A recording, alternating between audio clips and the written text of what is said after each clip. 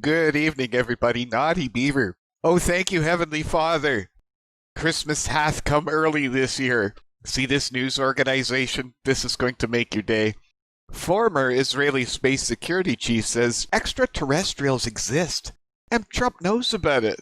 A galactic federation. Look at these crazy people.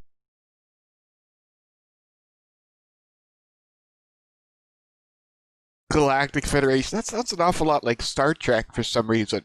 Has been waiting for humans to reach a stage where we will understand what space and spaceships are. Do you guys see my inner rage right now?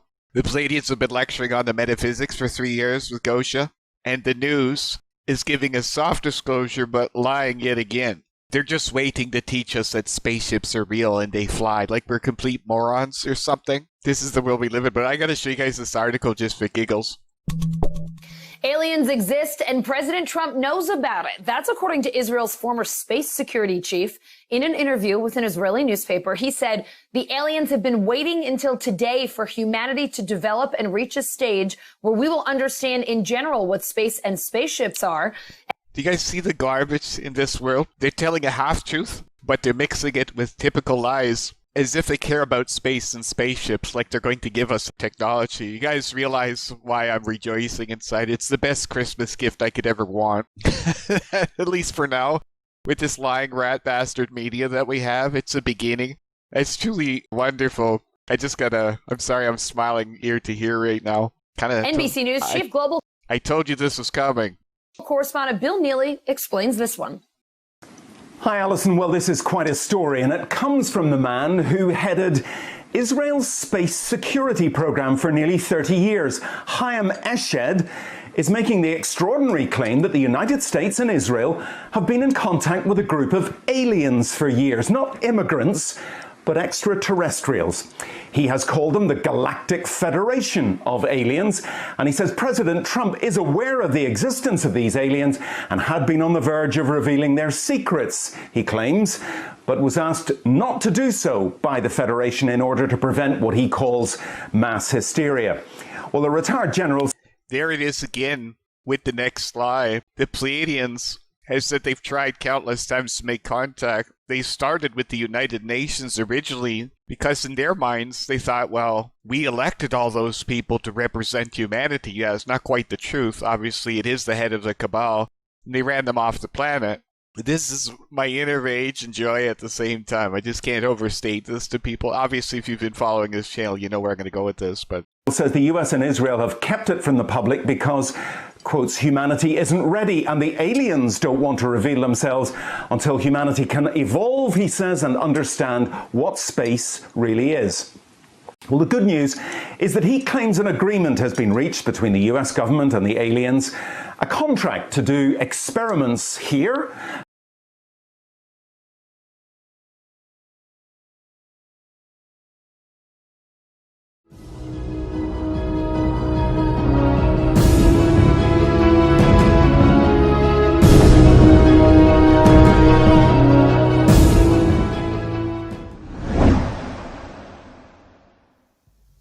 I'm curious about your meeting with Eisenhower.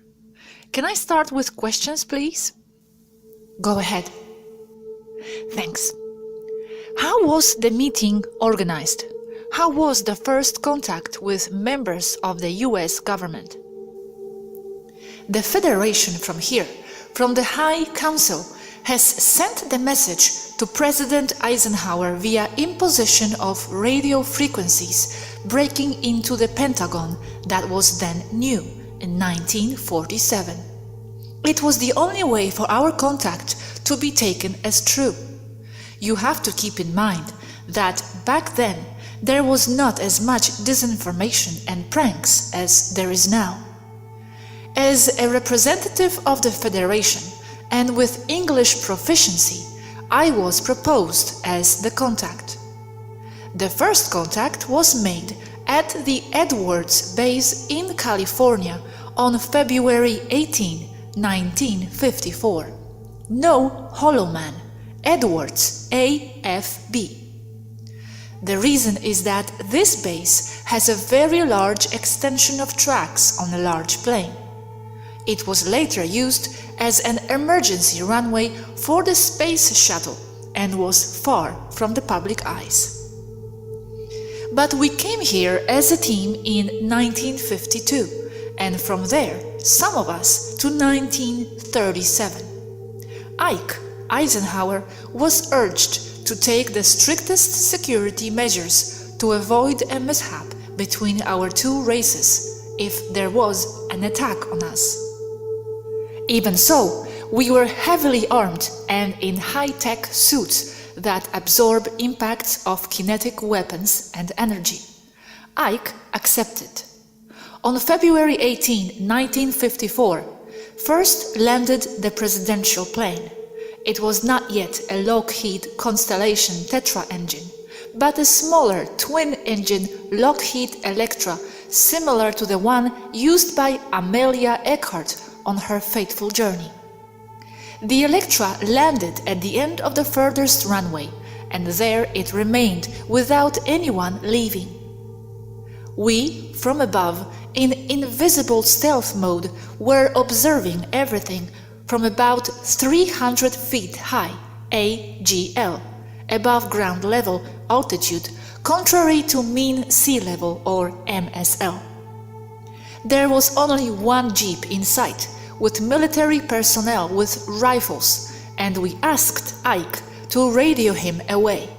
We also asked him to turn off the radars that were still operating at that moment. They complied. We proceeded to go down and allow them to see our 22-meter Class 3 discoidal ship that we proceeded to land in front of the nose of Ike's Electra.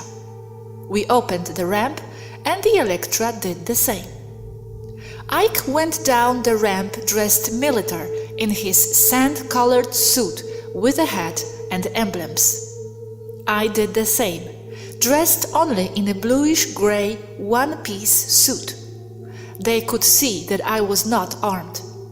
I could not see the same in Ike, but our instrumentation indicated that he was. We arrived about 2 meters from each other and we stopped there. I introduced myself as Rachel of Temer of the High Council and as the person with whom he had been speaking. Ike, very correct in his role as head of state, showed no courtesy to me. He just said, "Cut the crap and tell me what you want." I proposed to him that Taygeta could give him energy and free reactors, as well as electric transmission for all, in exchange for total nuclear disarmament. He just observed me. I insisted that ionizing nuclear power would only bring problems to humanity, and that there were better energy options that we were willing to give them for free in exchange for disarmament. Ike interrupted me strongly and said that he would not, because the Russians would have a high hand against the United States. I insisted that the Russians should also give up all their weapons and technology. Ike just kept interrupting me, insisting that it was just a communist ploy to disarm the United States. I assured him that it was not the case. He did not listen to me and said loudly that the meeting was over. He did some kind of oriental reverence, I don't know its name, lowering his head momentarily. He turned around and entered his plane. I boarded my ship and retreated. End of first meeting. Rachel, thank you very much for sharing. I have a couple of questions, if you don't mind. When he saw you, what face did he have? Was he surprised to see a young girl of Earth appearance? Yes, I know that had to do with his attitude. And that also caused conflict during the following night contact between February 20th and 21st. Maybe a Taygetean man had to come out with armor and armed. In hindsight, that should have been the case. We've thought about it before, and not only thought about it, it is already in the records that it should have happened that way. Humans like to be impressed. But you have to keep in mind that if today it is difficult to find someone here who speaks English, on that day it was even more difficult. We understand that Ike gave as an excuse to see us going to see his dentist. I don't have more details about that. Upon arriving at our ship, we immediately discussed what happened and insisted on talking to Ike on the radio for a new interview. We had to threaten him practically. We told him that if he did not listen to us, we would only go with the Russians. On the night of February 20th, in the same place, Edwards Base, the second encounter with him took place, and in the same manner. Only that for some reason there were more military personnel in the radar installations and in jeep vehicles on the ground. Our sensors indicated that they were unarmed. Once again he came out, much faster this time, trusting more, I suppose. I greeted him the way it is done here, like what you do as a stop sign. Once again, I offered him the same as the day before. Ike just replied that there was nothing I could offer him that they did not have. And he accused me of not being extraterrestrial, but of being a Nazi, because I had been recognized in photos of Germany of the 30s and 40s of the Vril Society, and that I, with my companions, were a Nazi girls hiding in Antarctica. Once more, he just turned around and returned to his plane. I did not see him again. The following encounters were realized by my companions from 1957 to 1960. They were equally brief and useless. Clearly, he had already made an agreement with Maitre beings when they arrived. Clearly, he had already made an agreement with Maitre beings when they arrived, because Maitre offered them destructive technology in exchange for accessing the human and animal population for their purposes. Maitre said that it was limited, and that they would inform the government of any movement, which logically they never did. The technology given by Maitre was only half-hearted, with no key components, which is why there are later reports of experimental ships failing or melting in front of witnesses. They said that they would give those missing components only in exchange for bases. Let them build bases. The United States government complied again. For us, and for the Federation at that time, it was already clear that diplomatic means would not work. Contact with the government of the United States was stopped. Thank you very much for sharing, Rachel.